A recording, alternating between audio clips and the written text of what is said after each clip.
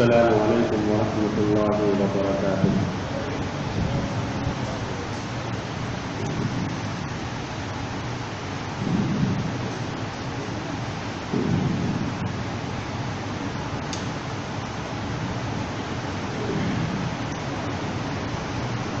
الحمد لله نحمده ونستعينه ونستغفره ونؤمن به ونتوكل عليه ونعوذ بالله من شرور أنفسنا ومن سيئات أعمالنا، من يهده الله فلا مضل له ومن يضلل فلا هادي له، ونشهد أن لا إله إلا الله وحده لا شريك له، ونشهد أن سيدنا وسندنا ونبينا ومولانا محمدا عبده ورسوله، أرسله الله تعالى بالحق بشيرا ونذيرا وداعيا إلى الله بإذنه وسراجا منيرا. أما بعد فأعوذ بالله من الشيطان الرجيم. يا أيها الذين آمنوا إن جاءكم فاسق بنبأ فتبينوا أن تصيبوا قوما بجهالة فتصبحوا على ما فعلتم نادمين. وقال تعالى: ما يلفظ من قول إلا لديه رقيب عتيد. وقال رسول الله صلى الله عليه وسلم: من كان يؤمن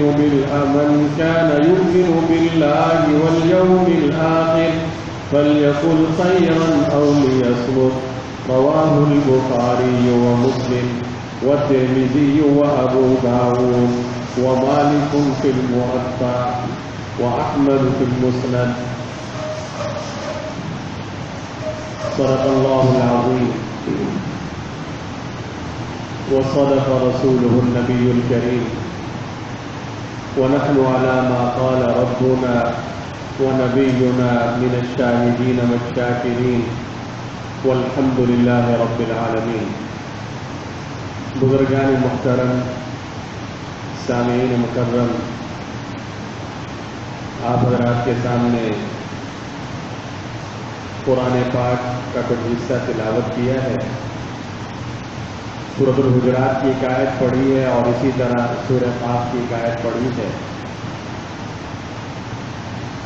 آپ صلی اللہ علیہ وسلم کا بھی ایک ارشاد گرامی آپ حضرات کے سامنے پڑھا ہے، جس سے امام بخاری نے بھی، امام مسلم نے بھی، اور اسی طرح دیگر محدثین جن میں امام ترمذی ہیں، امام ابو داؤد ہیں، امام احمد بن حنبل ہیں، امام مالک ہیں، ان حضرات نے بھی یہ روایت اپنی کتاب میں نقل کی ہے. ان کی روشنی میں چند باتیں آپ حضرات کے سامنے ذکر کرنی ہے. ایک بات جو اکثر و بیشتر جس کی یاد دہانی ہم کراتے ہیں وہ یہ کہ یہاں پر ہمارا جو مل بیٹھنا ہے وہ اس نیت کے ساتھ ہو اور اس جذبے کے ساتھ ہو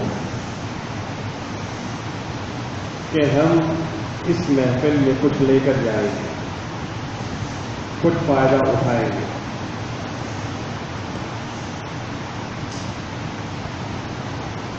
کیونکہ ظاہر سی بات ہے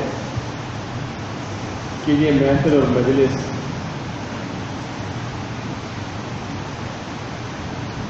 قرآن پاک کی آیات پر مشتمل ہوتی ہے، اس کی تفسیر اور اس کے ترجمے پر مشتمل ہوتی ہے. آپ صلی اللہ علیہ وسلم کے ارشادات اور فرمودات اور آپ کی تعلیمات پر مشتمل ہوتی ہے. دین اسلام کے شعائر اور احکام اور مسائل بیان کیے جاتے ہیں، اور اسی ضمن میں اپنے اسلاف کی تاریخ اور کبھی کبھی ان کے کچھ واقعات بھی آپ کے سامنے بیان ہوتے ہیں، اور یہ ساری چیزیں ایسی ہیں کہ جن کے ہم محتاج ہیں، اس روحانی خوراک کے ہم محتاج ہیں۔ یہ روحانی خوراک جس طرح ایک جسمانی خوراک ہوتی ہے، اگر آپ اپنے جسم کی مینٹیننس نہیں کریں گے تو وہ جسم بھی بیمار پڑ جائے گا، اور جتنا زیادہ عمر بڑھتی جاتی ہے، قوت مدافعات میں کمی آتی جاتی ہے، تو اتنی زیادہ اس جسم کی مینٹیننس بھی لازمی اور ضروری ہوتی ہے۔ پہلے یہ چیزیں ہمیں اتنی سمجھ میں نہیں آتی تھیں، جب سے کچھ گاڑی کا سلسلہ شروع کیا، چلانا پھرانا، ہمارے جاننے کے کچھ سال ہیں وہ بہت پہلے سے، اور ان کا ایک ذوق ہے، وہ گاڑی بہت صاف ستھری رکھتے ہیں، خود اپنے کپڑے بھی ان کے بڑے صاف ستھرے ہوتے ہیں، بعض لوگوں کا مزاج ہوتا ہے، تو گاڑی بھی بہت صاف ستھری، کوئی ایک چیز بھی نظر نہیں آئے، اور خود بھی بڑے نفیس رہیں گے۔ تو میں کبھی کبھی گزرتا تھا تو ان سے مذاق کرتا تھا، میں کہہ رہا تھا حضرت آپ جو اتنی محنت اس گاڑی پہ کرتے ہیں، تو یہ تو آپ کے اگر 2 بچے ہوں نا، 2 بچے، ان کی دیکھ بھال میں آپ اتنا وقت نہیں لگائیں گے جتنا آپ اس پہ لگاتے ہیں۔ تو بعد مجھے کہہ رہے تھے کہ ہاں آپ کی بات صحیح ہے، یہ کہ سواری ہے، سواری مجھے کیا کہتے ہیں بہت فائدہ دیتی ہے، بہت سے کام ہوتے ہیں، اس لیے مجھے وقت دینا پڑتا ہے اس کے لیے۔ یہ تو پرانی بات ہے، اس وقت نہ ہمیں چلانا آتی تھی گاڑی، نہ ہمیں پتہ تھا، لیکن جب ہم نے شروع کی تو اب پتہ چلا کہ یہ کیا ایک نئی دنیا ہے، نیا جہان ہے، اور اس میں جو ہے بہت محنت کرنا پڑتی ہے، یہاں اناڑی اور کیا کہتے ہیں ان لوگوں کا کام نہیں۔ تو وہ اب وہ چیز کی وہ مینٹیننس مانگتی ہے، محنت مانگتی ہے، توجہ مانگتی ہے، ہر چیز مانگتی ہے۔ اچھا، ایک اور چیز میں نے اس گاڑی سے سیکھی، آپ کو بتا دیتا ہوں۔ ہم لوگ جاتے ہیں حج اور عمرے پہ، کتنا بڑا رش ہوتا ہے، بڑا، آپ نے دیکھے نا لاکھوں کا مجمع ہے، حج میں تو بہت زیادہ ہوتا ہے، اور بسا اوقات عمرے میں بھی جو خاص قسم کے جو مواسم ہیں، اب تو عمرہ جب کھلتا ہے تو مسلمان ویسے ہی ٹوٹ پڑتے ہیں، اور مطاف کے اندر، صحن حرم کے اندر تو ویسے بھی رش ہوتا ہے۔ آپ نے وہاں پر ایک چیز دیکھی ہوگی کہ لوگ دھکے بہت لگاتے ہیں، دھکے، بعض بیچارے بوڑھے اس لیے وہ نیچے مطاف میں وہ طواف نہیں کرتے کہ دھکے لگیں گے، دھکے لگیں گے۔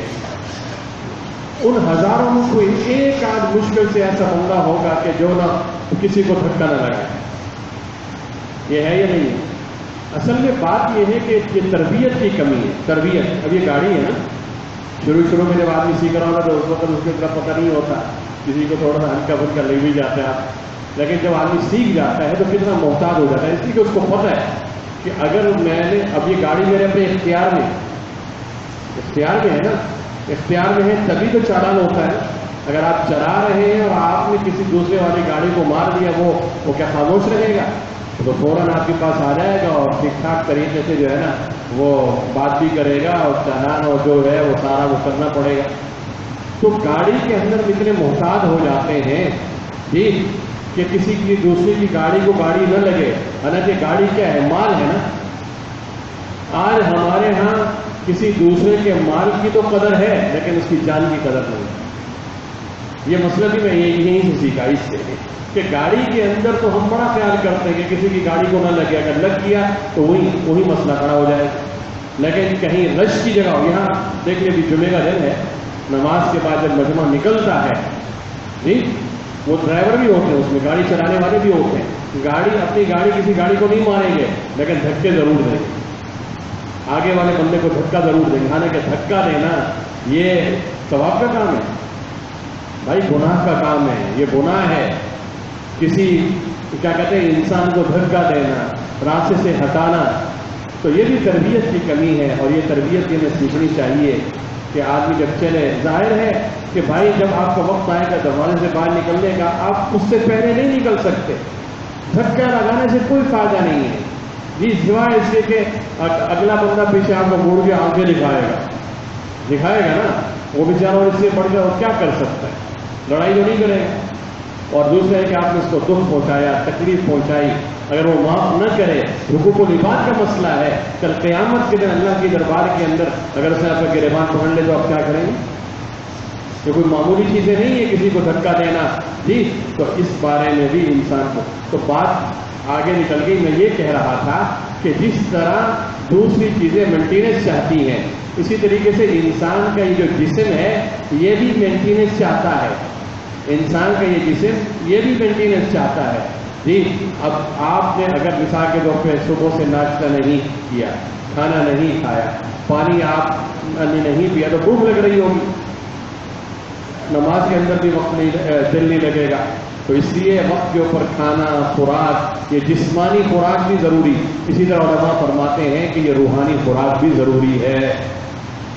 یہ روحانی ناشتہ, روحانی دوپہر کا کھانا, روحانی رات کا کھانا جی. نماز بھی تو روح کی غذا ہے نا. اور پھر ایک عجیب سی بات ہے, ہم انسان ہیں ماشاءاللہ, مسلمان ہیں. آپ میں سے ایک بندہ متکلم میں بول رہا ہوں, ہم جن سے ہم لوگ تو ایک دوسرے سے ہم متاثر ہوتے ہیں, مانوس ہوتے ہیں. یہ جو محفلیں ہوتی ہیں اس میں ہم بیٹھتے ہیں جی. کہتے ہیں نا کہ خربوزہ خربوزے کو دیکھ کے رنگ پکڑتا ہے, چراغ سے چراغ جلتا ہے. تو یہی ہوتا ہے. اب ہم دوست بیٹھ گئے آپس میں, اللہ رسول کی باتیں کریں گے تو اس سے کیا ہوگا, ایک سینے سے دوسرے سینے میں اللہ کی محبت منتقل ہوگی. ایک سینے سے دوسرے سینے کے اندر قرآن کی محبت وہ منتقل ہوگی. تو یہ ماحول بنائیں اور ان باتوں کو آپ معمولی نہ سمجھیں. یہی ہم جو ہلکی پھلکی باتیں یہاں کرتے ہیں, اگر آج آپ میں سے ایک ساتھی یہ طے کر لے کہ میں نے جو آج یہ سنا ہے, میں اپنے الفاظ میں شام کو دکان میں بیٹھوں گا, میرا کوئی بے تکلف دوست آئے گا, میں اس سے بھی یہی باتیں کروں گا, میں اس سے یہی باتیں کروں گا. میں کاروبار کے نہیں, ویسے وہ میرے پاس آتا ہے چائے پینے کے لیے آتا ہے یا گپ شپ کے لیے آتا ہے, تو میں بھی اس کو یہی باتیں, جیسے ابھی میرا موضوع ہے زبان کے متعلق, زبان کو قابو میں رکھنا, زبان کا استعمال کیسے کرنا ہے, میں بھی آ رہا ہوں موضوع کی طرف. تو اب اس کے اوپر جو ہے ہم اپنا, ہمارا کوئی دوست آیا, ہم نے اس کو یہ باتیں سنا دی جی قرآن و سنت کی روشنی میں. آپ مجھے یہ بتائیں کہ اس سے بڑھ کر بھی کوئی گفٹ ہوگا, اس سے بڑھ کر بھی کوئی تحفہ ہوگا؟ میرے ایک ساتھی ہیں, ہمارے ساتھ درس نظام میں پڑھتے رہے, دلی والے ہیں جی. تو اچھے بااستعداد. اس کا ایک عجیب مزاج تھا. وہ جب بھی آ رہا تھا مدرسے میں مجھے پکڑ لیتا تھا, اور بھی ہوتے تھے لڑکے طلبا ساتھی, لیکن پکڑ لیتا تھا اور پکڑ کے ایک طرف کر کے جو ہے نا وہ سنانا شروع کر دیتا تھا کوئی قصہ, کسی بزرگ کا قصہ, بڑا لمبا 10-15 منٹ کا ہوتا تھا جی. یا کبھی کبھی کیا کہتے ہیں کوئی اور کسی عالم کی کوئی کتاب رات کو پڑھی ہوگی, ایسے زبردستی عبد الکریم ادھر سنانا شروع کر دیتا تھا. تو میں نے اس کو بولا, میں نے اللہ کے بندے تمہارا مقصد کیا ہے؟ تو جو تو اس کا یہ تھا کہ اس کو کسی نے بولا تھا کہ بھائی جو تم پڑھو نا تمہیں یاد تبھی رہے گا, کسی نہ کسی کو پکڑ کے اس کو سنا دیا کرو. حالانکہ دوسرے بچے جو ہوتے تھے, دوسرے ساتھی, وہ ادھر ادھر کی باتیں کر رہے ہوتے تھے, بھائی تو دوپہر کو کیا کھائے گا, گھر سے کیا لایا ہے تیرے لنچ میں, الٹی سیدھی باتوں میں سب لگے رہتے تھے. لیکن اس کا ایک مزاج تھا, پکڑ کے ایک طرف کونے میں بیٹھ کے وہ اپنی کیا کہتے ہیں وہ سنانا چاہیے. وہ اس کو شرم نہیں آتی. الحمدللہ وہ بااستعداد بھی بنا. اس نے کیا کہتے ہیں ہمارے کلاس میں پوزیشن بھی لے رہا تھا, وفاق میں بھی لیتا رہا. اللہ آج بھی اس سے کام لے رہا ہے. تو کہنے کی بات یہ کہ وہ اس عمر میں چھوٹی, ہم دونوں کی چھوٹی عمر میں, جتنی بڑی عمر نہیں تھی دونوں کی, لیکن اس میں ایک ذوق تھا. ہاں ادھر بیٹھ گئے, رات کو جو کچھ پڑھ کے آئے, ہاں جو کچھ سینے کے وہ ڈیل رہے. تو ابھی ہم یہ جو چھوٹی چھوٹی مجلسیں ہیں, کبھی 5 منٹ کے لیے ہم کسی عالم کے پاس بیٹھ جاتے ہیں, فجر کا درس سن لیتے ہیں, عصر کا سن لیتے ہیں جی. اس بات کو یاد کر کے ہم بھی کوشش کریں کہ اڈیلنے کی. کوئی کزن ملنے کے لیے آ گیا, کوئی دوست ملنے کے لیے آ گیا, چائے کی نشست ہے, کھانے کی نشست ہے جی. دیکھیں دنیا کی بات کرتے تو ہمیں شرم نہیں آتی نا, دنیا کا کوئی سودا ہے, اپنا کوئی مطالبہ ہے جی دنیاوی, اس میں تو ہمیں شرم نہیں آتی کہ بات کیسے, کیا دین کے لیے ہمیں شرم آتی ہے؟ دین کے لیے تو ہمیں کیوں شرم آنی چاہیے؟ ہم بھی اس کو سنا دیں. بھائی میں نے ایک صحابی کا قصہ سنا ہے, ایک عالم سے سنا دوں. اور علماء نے ایک عجیب ادب بیان کیا, یہ بھی سمجھ لیجیے. ہم الحمدللہ اپنے بزرگوں کے پاس جاتے ہیں, بڑوں کے پاس جاتے ہیں, جن کی عمر 80 سال کی ہو گئی, 90 سال کی ہو گئی جی. اور ظاہر سی بات ہے وہ جو بڑے لوگ ہوتے ہیں, بس اوقات ان کے بیان میں وہی بات ہوتی ہے جو ہم نے انہی سے 100 دفعہ سنی ہوگی. اسی بزرگ سے ہم نے وہی بات, وہی مضمون, وہی بیان 100 دفعہ بھی سنا ہوگا. اب وہ 100 سے زیادہ مرتبہ ہمیں سنا رہا ہے. اگر کوئی بے ادب ہوگا وہ تو کیا بولے گا, بولے گا یار یہ تو باتیں میں نے 100 دفعہ ہی سے سنی ہے, اٹھ کے چلا جائے گا. نہیں, تربیت کیا ہے کہ آپ کسی بڑے کے پاس جائیں, بات تو وہ ہیرے کی کہہ رہے ہیں نا, سونے کی, ہمارے فائدے کی بات کر رہے ہیں، بات تو ایسی زبردست ہے جی. تو اب یہ بھی ادب بیان کیا کہ کسی عالم کی مجلس میں جاؤ، اس کا ادب یہ ہے کہ یعنی اگر وہ بات آپ نے 100 دفعہ پہلے سنی بھی ہو تب بھی اتنی توجہ کے ساتھ سنو کہ اگلا جو بیان کرنے والا ہے یہ اس کا دل نہ ٹوٹے، اس کا دل نہ ٹوٹے. وہ اور توجہ کیا کہتے ہیں مزے سے آگے. بس اوقات آپ دیکھتے ہیں نا جی، ہم کسی کو بول رہے ہوتے ہیں بھائی یہ ارے یہ کون سی بات ہے، یہ تو میں نے کئی دفعہ سنی ہے، یہ تو میں نے کئی دفعہ سنی ہے، تو اگلے کا دل ویسے ٹوٹ جاتا ہے. لیکن علمی محافل میں دین کی باتوں میں اس طرح نہیں کرنا چاہیے.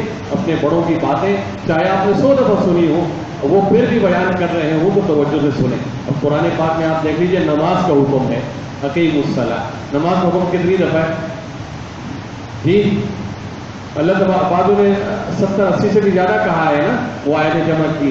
اور اسی طرح بہت زیادہ قرآن پاک کے اندر نماز کے بارے میں کہا گیا، نماز پڑھو نا. اگر کوئی کہے کہ یہ اللہ تعالیٰ کا کلام ایک دفعہ کہہ رہے تھے تو کافی تھا نا، یہ بار بار جو کہا گیا بار بار جی، تو اس کا بھی تو مقصد ہے، اس کی اہمیت اور عظمت یاد دہانی کے لیے. تو خیر یہ جو باتیں میں نے شروع میں آپ کے سامنے کہی، ان کو ذرا اس کا خلاصہ یہی ہے کہ الحمدللہ آپ حضرات بھی اور ہم بھی یہ نیت کر کے یہاں بیٹھتے ہی ہیں کہ کچھ لے کر جائیں گے. یہ مختصر سی محفل ہوتی ہے، مختصر سی مجلس ہوتی ہے، لوگ مصروف ہیں، مصروفیت کا زمانہ ہے، ہر ایک وقت نکال کے آتا ہے، کوئی فارغ نہیں ہوتا. وقت نکال کے ہم آئے ہیں یہاں پر بیٹھے ہیں تو کچھ لے کر جائیں، اور پھر صرف اپنی حد تک ہم وہ نہ رہیں. یہ اللہ تعالیٰ کی کیا کہتے ہیں مہربانی ہے کہ اللہ زبان کھول دیتا ہے جی، اور ہمیں کیا کہتے ہیں ہمارے لیے اسباب مہیا کر دیتا ہے، ہمیں یہاں بٹھا دیتا ہے، ہم کچھ بول لیتے ہیں، کچھ سن لیتے ہیں.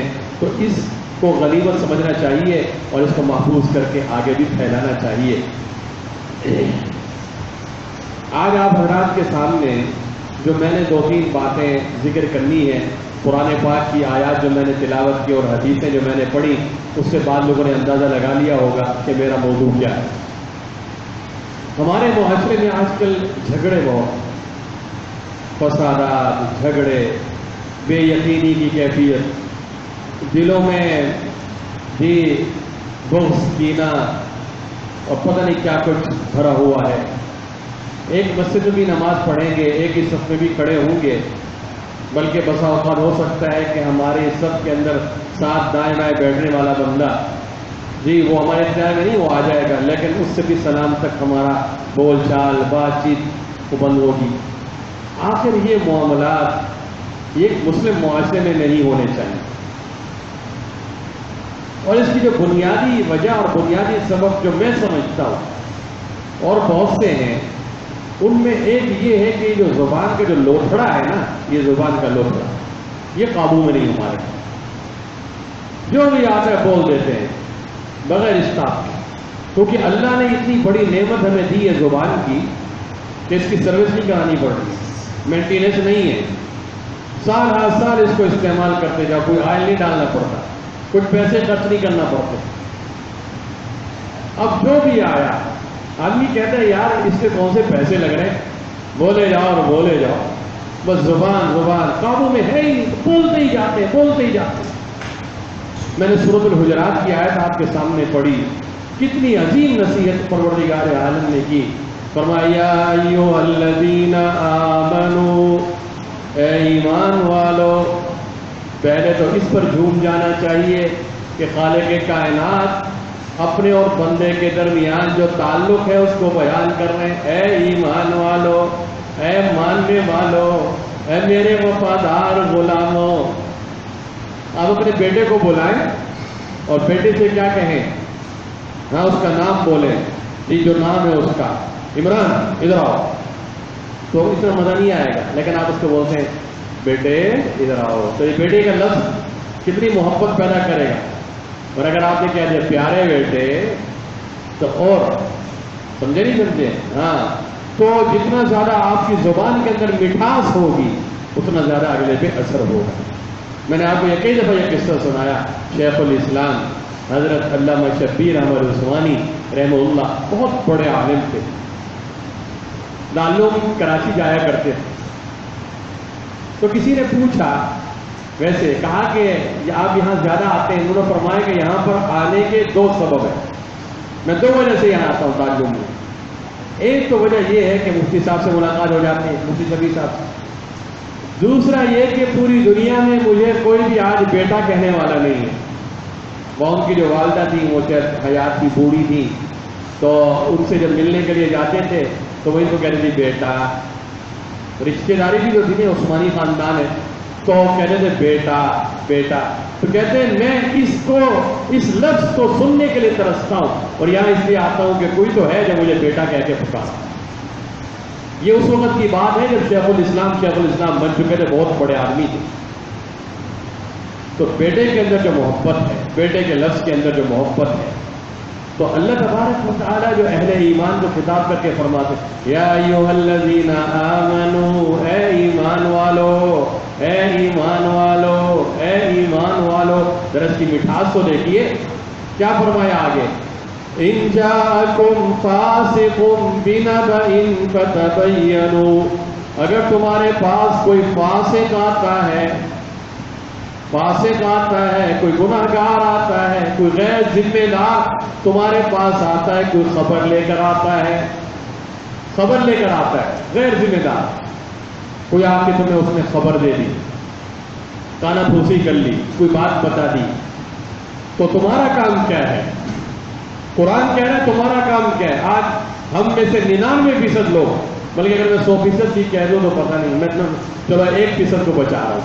99% لوگ جو بڑے بڑے شعبوں پہ، عہدوں پہ، منصبوں پہ فائز ہوتے ہیں، وہ 99% اس آیت پہ عمل نہیں کرتے، قرآن کی اس تعلیمات پہ عمل نہیں کرتے، قرآن کی اس آیت پہ عمل نہیں کرتے، جس کے نتیجے میں یہ بڑے بڑے ادارے تباہ ہو جاتے ہیں، بڑی بڑی کمپنیاں تباہ ہو جاتی ہیں۔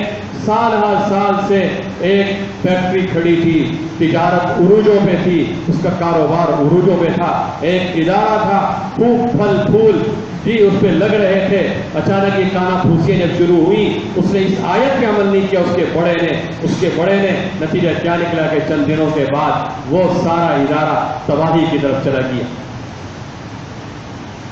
آج جو بھی آتا ہے کانا پھوسی کرنے والا، سب سے پہلے وہ یہ تلاش کرتا ہے کہ یہ جو کمیٹی ہے، یہاں یہ جو ذمہ دار لوگ ہیں، ان میں سب سے زیادہ کمزور آدمی کون ہے جس کو میں شکار کر سکتا ہوں؟ کان کا کچا کون ہے؟ وہ پہلے ڈھونڈتا ہے، تلاش کرتا ہے۔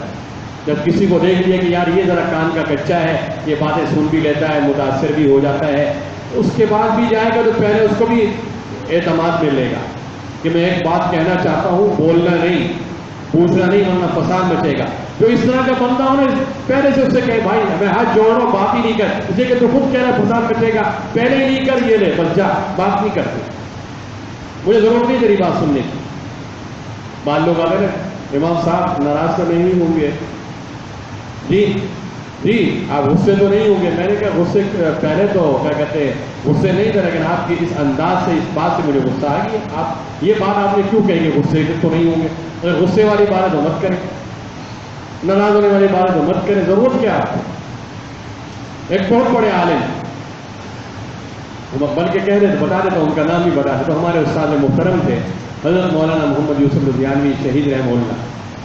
ان کے پاس اس طرح لوگ آتے کہتے کہ فلاں آدمی یہ کہہ رہا ہے، فلاں آدمی یہ کہہ رہا ہے، فلاں آدمی یہ کہہ رہا ہے، جی تو وہ کیا کہہ رہے تھے؟ کہہ رہے تھے کہ کوئی نہیں کہہ رہا، تو ہی کہہ رہا ہے، کوئی فلاں نہیں کہہ رہا، تو خود کہہ رہا ہے۔ فلاں نے پکڑ کے لیا نا میرے سامنے لیا، کون کہہ رہا ہے یہ بات؟ فلاں یہ کہہ رہا ہے، فلاں یہ فلاں فلاں نہیں ہوتے، تو خود ہی ہے، یا اس فلاں کو لے آؤ۔ تو یہ جو باتوں کا تومار ہے، یہ جو مصیبتیں جو آج ہم نے گڑھی ہوئی ہیں، ہم خود اپنے پاؤں پہ کلاڑیاں مار رہے ہیں، تباہ و برباد کرنا اپنے اداروں کو، اپنی زندگی کو۔ کاش کہ قرآن پاک کی اس آیت پہ ہم عمل کریں۔ یہاں کیا فرمایا؟ یا ایھا الذین آمنوا ان جاءکم فاسق، فاسق کا ترجمہ بعض حضرات نے غیر ذمہ دار سے بھی کیا ہے، تو غیر ذمہ داری تو آپ کے پاس کوئی خبر لاتا ہے نا، کوئی خبر لاتا ہے تو آپ نے کیا کرنا ہے؟ کیا فرمایا کہ فتبینوا، تم اس کی تحقیق کرو، کھود کریت کرو، تفتیش کرو کہ اس بندے نے یہ جو خبر دی ہے یہ سچ ہے یا جھوٹ ہے، یہ آپ کا کام ہے۔ جب اللہ نے آپ کو کسی ادارے کا، کسی کمیٹی کا، کسی چیز کا بڑا بنایا ہے تو ایسے تو نہیں بنا کل قیامت دن آپ سے پوچھا جائے گا۔ ذمہ داریاں قبول کرنا تو آسان ہوتی ہے، لوگ سمجھتے ہیں کہ بھائی میں ذمہ دار بن جاؤں، لیکن کل قیامت کے دن پتہ چلے۔ آپ صلی اللہ علیہ وسلم نے تو بعض صحابہ سے یہ بھی کہا تھا جب ان کے حالات دیکھے، کہا کہ تم کبھی 2 پر بھی امیر نہ بننا، 2 بندوں پہ بھی امیر نہ بننا۔ یہ عمارت کوئی آسان چیز ہے، کل قیامت کے دن پوچھا جائے۔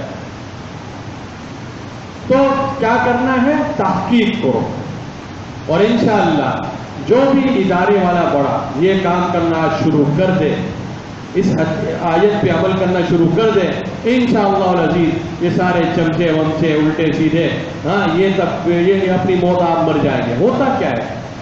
عموماً اداروں میں یہ چیز ہوتی ہے کہ ایک آپ کا مخلص دوست ہے، وہ آپ کے ساتھ مثال کے طور پہ 30 سال سے 40 سال سے آپ کی کمپنی میں کام کر رہا ہے، اور آپ کی کمپنی اور آپ کا ادارہ بڑے ترقی پہ پہنچ گیا، سینئر ہے وہ آپ کا، آپ کے ساتھ کیا کہتے ہیں وہ کام کرتا رہا، آپ کو اور ملازموں کی ضرورت پیش آئی۔ ظاہر سی بات ہے کہ جو 30-40 سال کا جس کا تجربہ ہوگا، اس کی سیلری، اس کی مراعات وہ بھی اتنی زیادہ ہوگی، کمپنی کی طرف سے سب کچھ ہوگا۔ اب جو نیا آپ نے ملازم رکھا، اب وہ 2-4 دن کے اندر 2-4 ہفتوں کے اندر جو ہے نا اس کو شوق ہے کہ میں مینیجر بن جاؤں، میں فلاں بن جاؤں، میں فلاں بن جاؤں۔ اب وہ اتنا جلدی تو ترقی کر نہیں سکتا، تو وہ سمجھتا ہے کہ میری ترقی میں رکاوٹ یہ میرے سینئر لوگ ہیں۔ اب اس سینئروں کو راستے سے ہٹانے کی کوشش کرتا ہے، اور وہ کیسے ہٹائے گا؟ اس کے لیے کیا کرے گا؟ ان کی کچھ کمزوریاں ڈھونڈے گا۔ کمزوری کسی انسان میں نہیں ہے، مجھے پتا ہے، انبیاء علیہ السلام کی ذات معصوم ہے، کمزوریاں کس میں نہیں ہیں۔ کمزوری آپ جس میں بھی ڈھونڈنا چاہیں گے کچھ نہ کچھ مل جائے گی، کچھ نہ کچھ مل جائے گی۔ اب وہ ڈھونڈتے ڈھونڈتے پھر کانا پھوسی، پھر بڑے کو وہ کرنا۔ اور ایک بات یہ ہوتی ہے کہ جو لوگ باصلاحیت ہوتے ہیں، آپ کو تجربہ ہوگا، جو باصلاحیت ہوتے ہیں، تجربے کار ہوتے ہیں، وہ چاپلوسیاں نہیں کرتے۔ ان کے پاس اتنا وقت نہیں ہوتا چمچہ گیری کے لیے کہ جب آفس کا ٹائم ختم ہو گیا تو رات کی چھٹی کے ٹائم بھی یہ کیا کہتے ہیں وہ اپنے بڑے کے پاس جا کے جی وہ کر رہے ہو، وہ جو نہیں آئے گا نا اس کو یہ حرکتیں کرنا یہ شروع کر دیتا ہے، اور ان حرکتوں کے اندر وہ پورے ادارے کو برباد کرتا ہے۔ کچھ دنوں بعد وہ سارا معاملہ خراب ہو جاتا ہے۔ تو اس لیے ایک بات ہمیشہ یاد رکھیے، پرانی تعلیمات اس پہ عمل کیجیے، آپ کے ادارے بھی محفوظ رہیں گے، آپ کا کاروبار بھی محفوظ رہے گا۔ فرمایا إِن جَاءَكُمْ فَاسِقٌ بِنَبَإٍ فَتَبَيَّنُوا، تحقیق کر لیا کرو، أَن تُصِيبُوا قَوْمًا بِجَهَالَةٍ فَتُصْبِحُوا عَلَىٰ مَا فَعَلْتُمْ نَادِمِينَ، کہیں ایسا نہ ہو کسی نے آ کے آپ کو خبر دی اور آپ نے تحقیق نہیں کی، اس کی خبر پہ اعتماد کر کے آگے کارروائی کر ڈالی، اور پھر بعد میں آپ پچھتاتے پھریں گے۔ پھر پچھتاتا پھرے کیا ہوگا؟ پچھتانے کے علاوہ اور کچھ بھی نہیں ملے گا۔ تو اس لیے جب بھی کوئی خبر آئے اس کی تحقیق کر لیجیے۔ قرآن پاک کی جو آیت آپ کے سامنے پڑھی ہے، اس سے یہ معلوم ہوتا ہے کہ انسان کو اس بارے میں محتاط ہونا چاہیے۔ زبان سے جو بھی جملہ انسان نکالے، یاد رکھیے، ابھی میں نے آپ کے سامنے شروع میں بیان کیا کہ یہ اللہ کی بہت بڑی نعمت ہے۔ زبان بہت بڑی نعمت، اور اللہ نے جو قوت گویائی عطا فرمائی یہ بہت بڑی نعمت، اور مفت میں عطا فرمائی ہے، مفت میں عطا فرمائی ہے، بولتی چلی جاتی ہے، بولتی چلی جاتی ہے جی۔ اس کی ہم قدر کریں۔ خدا نہ خواستہ اگر کبھی کوئی ایسی بیماری لاحق ہو گئی کہ زبان بندی ہو گئی تو پھر آپ دیکھیے ان لوگوں سے پوچھیے۔ لیکن کل قیامت کے دن ایک بات یاد رکھیے، جو کچھ بھی ہم بول رہے ہیں، جو کچھ بھی ہم بول رہے ہیں ہم سے پوچھا جائے، ہمارا ریکارڈ محفوظ ہو رہا ہے، جو کچھ ہم بول رہے ہیں یہ محفوظ ہو رہا ہے۔ سورہ قاف میں فرمایا ما يلفظ من قول الا لديه رقیب عتید، جو کچھ بھی ہم بول اس کا ریکارڈ مرتب ہو رہا ہے، محفوظ ہو رہا ہے۔ اللہ نے نعمت تو دی ہے، بولو بولو بولو، لیکن محفوظ ہو۔ یہ کل قیامت کے دن جی یہ سب کچھ ہمارے سامنے لا کے رکھا جائے گا، تم زبان سے یہ بولتے تھے، زبان سے یہ بولتے تھے۔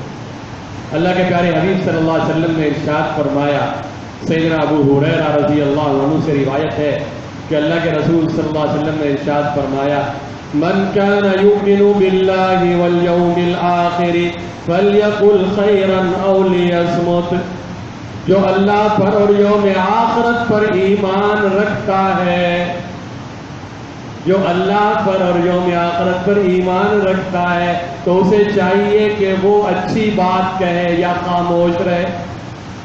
اگر اچھی بات ہے تو بولے، اگر اچھی بات نہیں ہے تو خاموش رہے. اللہ نے یہ نعمت دی ہے زبان کی تو اچھے کاموں میں استعمال کرے. اس سے کسی کی غیبت نہ کرے، گالی نہ نکالے، جھگڑا نہ کرے، کسی کے ایسے جملے نہ بولے کہ جس سے اس کی دل آزاری ہو. بات کرے تو خیر کی بات کرے. قرآن سنائے اس زبان سے، قرآن پاک کی تلاوت کرے اس زبان سے، حدیث پاک پڑھے اور حدیث پاک سنائے، نیکی کی باتیں لوگوں کو بتائے. اللہ نے یہ جوہر، یہ نعمت، یہ خزانہ جو عطا کیا ہے اس کو اچھی جگہ کے اوپر استعمال کرے. اور اگر یہ نہیں کر سکتا تو خاموش رہے، خاموش رہے. حضرت عقبہ ابن عامر رضی اللہ عنہ مشہور صحابی ہیں. انہوں نے یہ جو پہلے والی روایت میں نے پڑھی، من کان یؤمن باللہ والیوم الآخر، یہ تو امام بخاری، امام مسلم، ترمذی، ابو داؤد اور اسی طرح امام مالک اور امام احمد سب نے نقل کی ہے. اور یہ جو دوسری روایت ہے عقبہ ابن عامر رضی اللہ عنہ والی، یہ ترمذی شریف میں موجود ہے. فرماتے ہیں کہ میں نے اللہ کے رسول صلی اللہ علیہ وسلم سے پوچھا من نجات، اللہ کے حبیب نجات کس چیز میں ہے؟ نجات، فطروں سے نجات. آج ہم فطروں میں گھرے ہوئے ہیں نا، تو فطروں سے نجات کس چیز میں؟ تو آپ نے 3 چیزیں بیان فرمائی. اللہ کے حبیب صلی اللہ علیہ وسلم نجات 3 چیزوں میں فرمایا املک علیک لسانک ولیسعک بیتک وابکی علی خطیئتک. املک علیک لسانک، فرمایا کہ اپنی زبان کو قابو میں رکھو، زبان کو کنٹرول میں رکھو، قابو میں رکھو. قابو میں رکھنے کا مطلب کیا ہے؟ پہلے تولو پھر بولو، پہلے تولو پھر بولو. یہ نہیں کہ بول دیا اور پھر بعد میں تول لیں میں نے یہ جملہ کیوں بولا، فلاں کو یہ کیوں بولا. تو فرمایا کہ سب سے پہلی بات اپنی زبان کو قابو میں رکھو. اور دوسری بات یہ ارشاد فرمائی وَلْيَسْعَكَ بَيْتُكَ، تمہارا گھر تمہیں کشادہ لگے، یعنی بغیر ضرورت کے گھر سے باہر مت نکلو. زیادہ وقت اپنے گھر میں گزارو، فطروں سے محفوظ رہو گے. گھر میں دل لگنا چاہیے. گھر سے اگر آدمی جائے کوئی ضروری کام ہو تب جائے، ورنہ جتنا بھی جو وقت ہے، ہاں آپ کاروبار کے لیے جاتے ہیں، ضروری کام کے لیے جاتے ہیں تو پھر گھر سے آدمی باہر نکلے. ورنہ زیادہ وقت جو شریف لوگ ہوتے ہیں وہ اپنے گھروں میں زیادہ وقت گزارتے ہیں. وَلْيَسْعَكَ بَيْتُكَ، گھر تمہیں کشادہ لگے، گھر میں تمہارا دل لگے، گھر سے باہر جانے کا دل ہی نہ کرے. راستوں میں بیٹھنے سے منع کیا آپ صلی اللہ علیہ وسلم. بعض لوگوں کا مزاج ہوتا ہے ہاں راستوں میں، گلیوں میں، اللہ معاف فرمائے آج کل کی جو جدید نوجوان نسل ہے اب ان کو کون سمجھائے. میں نے آپ حضرات کے سامنے کہا تھا نا، آج بھی جمعے کی فجر کی نماز ہم نے یہاں پڑھائی ہے نا. آپ تھے جو حضرات تھے، کتنے تھے؟ نوجوان کہاں تھے؟ کہاں ہوتے ہیں یہ لوگ؟ محلہ تو چھوڑ کے نہیں جاتے نا، یہی ہوتے ہیں، گھروں میں ہوتے ہیں، کہیں اور تو نہیں ہوتے. الحمدللہ اللہ تعالیٰ نے ہمیں سہولتیں بھی دی ہیں، آسائشیں بھی دی ہیں، سب کچھ ہے، مسجد میں آ سکتے ہیں، کوئی مسئلہ نہیں، کوئی پریشانی والی بات نہیں. لیکن اگر یہ فجر کی نماز کی پابندی کیوں نہیں ہے؟ رات کو تو کبھی آپ نکلیں، آپ لوگ کہیں گے نہیں بارش کی رات تھی فلاں، چلیے اسی رات میں آپ رات کے 1-2 بجے تو ذرا نکلتے نا، اٹھ کے دیکھتے، 12 بجے نکلتے، کونے میں جاتے، یہ گلیوں میں چوراہوں میں دیکھتے تو آپ ہی کے بچے، آپ ہی کے نوجوان 2-4 کی پارٹی کہیں بیٹھی ہوتی، 2-4 کی کہیں بیٹھی ہوتی، 2-4 کی کہیں بیٹھی ہوتی. تو راتیں تو ان بیچاروں کی ایسے گزرتی ہیں، تو آپ بتائیں پھر نتیجہ کیا نکلے گا؟ رات سے بیٹھنے سے منع کیا ہے، شریعت کی تعلیمات ہیں. ہاں اگر ضرورت ہو، مجبوری ہو، رات سے کھڑا ہونا بھی ہو. صحابہ نے پوچھا نا آپ صلی اللہ علیہ وسلم سے، اگر مجبوری ہو، ضرورت ہو، تو پھر آپ نے فرمایا کہ اگر ضرورت اور مجبوری ہے تو پھر راستے کا حق بھی ادا کرو. اور راستے کا حق کیا ہے؟ اس میں ایک حق یہ بھی بیان کیا کہ جو گزرے اس کو سلام بھی کرو. کیا کرو؟ مجھے ایک بات بتائیں، اللہ کے حبیب نے فرمایا کہ جو راستے میں اگر کھڑا بھی ہے تو آنے والے کو سلام کرے، اس پر ہم عمل کرتے ہیں؟ ہم تو راستے میں کھڑے اس لیے ہوتے ہیں کہ ہماری چودراہٹ قائم ہے. ہم کیوں کھڑے دروازے کے پاس؟ ہم کونے میں کیوں کھڑے کہ ہر آنے والا بھی وہ ہمیں سلام کرے، ہم اس یہاں سے گزرنے کا ٹیکس وصول کریں، اور وہ ٹیکس کیا ہے کہ ہمیں سلوٹ مارے. اگر وہ اگلا نہیں مارے گا تو پھر کبھی ہم نے دیکھا کہ وہ جو بیٹھا ہوا ہے راستے میں، وہ حالانکہ غلطی سے نہیں بیٹھنا چاہیے، شریعت کا یہ ضابطہ نہیں ہے. آپ کو اپنے گھر جانا چاہیے، گھر کے اندر بیٹھو بھائی، راستہ یہ بیٹھنے کی جگہ تھوڑی ہے، یہ تو گزرنے کی جگہ ہے. یہاں سے خواتین بھی گزرتی ہیں، مرد بھی گزرتے ہیں، ان کے لیے تکلیف ہوتی ہے. ایک تو آپ نے پہلے سے بے اعتدالی کی، غلط کیا کہ راستے کو جو ہے نا آپ نے کیا کہتے ہیں اپنی نشست گاہ بنائی، یہ بھی شرم درست نہیں ہے. پھر اگر مجبور تھے، کوئی اور جگہ آپ کے بیٹھنے کی نہیں تھی، آپ مجبور نہ وہاں بیٹھے، اب کوئی گزر رہا ہے تو کم از کم آپ کے اندر تواضع تو ہو، عاجزی تو ہو، کساری تو. تو فرمایا کہ وَلْيَسْعَكَ بَيْتُكَ، آپ کا گھر جو ہے کیا ہونا چاہیے؟ کشادہ. دوست آئیں گے نا، ان کو بھی پایا، اگر کوئی بینچ ہوگی نا وہاں بٹھا دیں گے. جی بھائی گھر کے اندر اچھا سا ڈرائنگ روم ہے، وہاں بیٹھو. اتنا بڑا گھر اللہ نے دیا ہوا ہے، وہاں مزہ نہیں آ رہا، باہر بیٹھیں گے. اللہ نے بھائی آپ کو کیا کہتے ہیں کروڑوں کا مکان دیا، ساری سہولتیں دی، اللہ نے عزتیں دی ہیں، سب کچھ دی ہیں. اب گلی کے اندر اور باہر کھڑے ہوں گے، کیا ملے گا؟ آپ آنے جانے والے کی نظروں کے اندر آپ کی عزت کیا رہے گی؟ تو یہ چیزیں سیکھنے کی اور سمجھنے کی. اب اس حدیث کا مطلب کیا؟ وَلْيَسْعَكَ بَيْتُكَ، آپ کو آپ کا گھر کشادہ لگے، گھر کے اندر آپ کا دل لگے. گھر کے اندر جی جب آدمی گھر کے اندر رہے گا زیادہ وقت تو فتنوں سے محفوظ رہے گا. اور تیسری بات نبی کریم صلی اللہ علیہ وسلم نے ارشاد فرمائی، وَابْكِ عَلَىٰ خَطِيئَتِكَ، اپنے گناہوں پہ رویا کرو، اپنے گناہوں پہ. گناہگار اپنے آپ کو سمجھے تو روئے نا، میں تو سب سے اچھا ہوں، جی مجھ سے اچھا کوئی ہے؟ جس سے بھی بات کرو ہر ایک کہتا ہے میں سب سے بڑا نیک آدمی ہوں. سب سے میں نے کیا کیا ہے؟ میں نے کیا کیا ہے؟ میرے اندر کون سی کمزوری ہے؟ میرے اندر کون سی غلطی ہے؟ جی آج ہر ایک یہی دعویٰ دے کے میدان میں کھڑا ہوا ہے کہ سب سے اچھا میں ہوں، سب سے اچھا میں ہوں. جب ہم اپنے آپ کو سب سے اچھا ہی سمجھیں گے تو بھائی گناہوں کے اوپر ندامت اور یہ پشیمانی اور یہ تصور ہمارے اندر پیدا کب ہوگا؟ تو اس لیے یہ جو 3 باتیں میں نے ذکر کی، کاش کہ اس پر ہم عمل کر لیں. اللہ کے حبیب نے فرمایا کہ اس میں نجات ہے. سب سے پہلی بات ارشاد فرمائی، املک علیک لسانک، اپنی زبان کو قابو میں رکھو، زبان کو قابو میں رکھو، کنٹرول میں رکھو. دوسری بات وَلْيَسْعَكَ بَيْتُكَ، گھر جو ہے وہ کشادہ، تمہیں کشادہ لگے، گھر میں دل لگے. بس ضرورت کے بغیر آدمی گھر سے باہر نکلے ہی نہیں. وَابْكِ عَلَىٰ خَطِيئَتِكَ، اور اپنے گناہوں پہ روتے رہو. گناہوں پہ رونے کا مطلب کیا ہے؟ ندامت، افسوس، پچھتاوا ہو، استغفار کرو اس پر، توبہ کرو اس پر.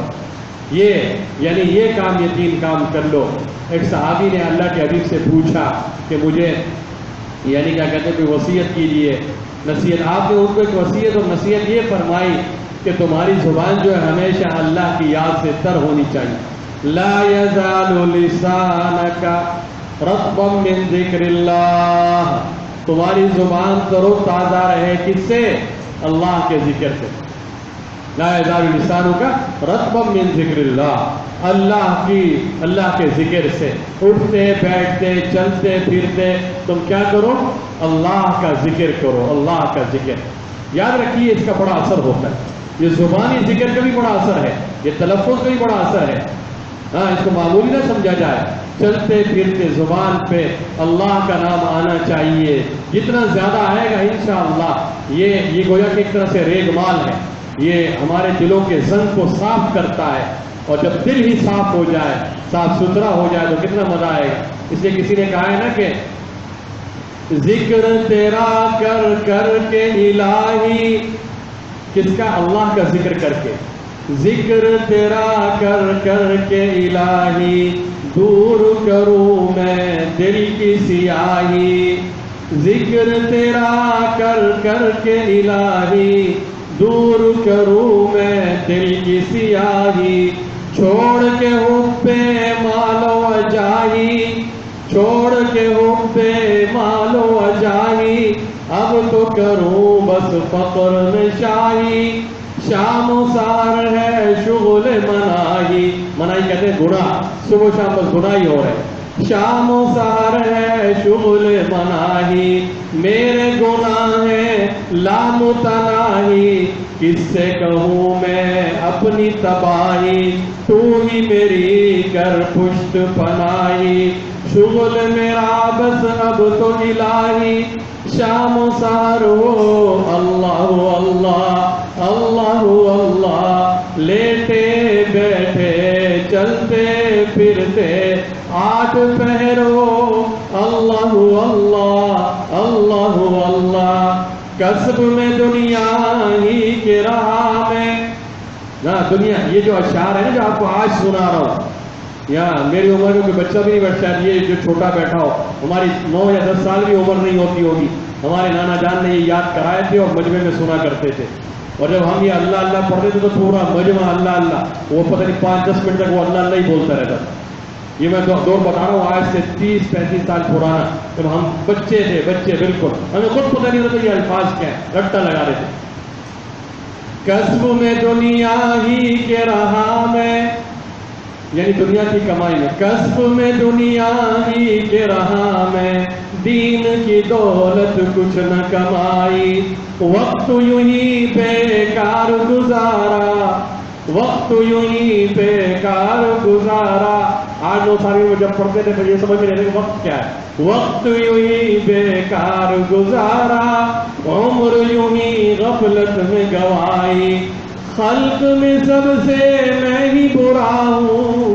کوئی نہیں ہے مجھ میں بھلائی مجھ سا کوئی بدکار نہ ہوگا کون سی میں نے کی نہ برائی شغل میرا بس اب تو الہی شام و سحر ہو اللہ اللہ لیٹے بیٹھے چلتے پھرتے 8 پہر ہو اللہ اللہ دعا فرمائے اللہ رب العالمین یہ جو زبان جیسی نعمت دی ہے اس کو اپنی یاد میں اپنے ذکر میں دی اپنی تلاوت میں دین کے کام میں دین کی دعوت میں خیر کے کاموں میں اللہ تعالیٰ اس کو استعمال فرمائے اور اس زبان کو ہر طرح کے گالم گلوچ سے غیبت سے فضول باتوں سے اللہ تبارک و تعالیٰ اسے محفوظ فرمائے وما علینا الا البلاغ المبین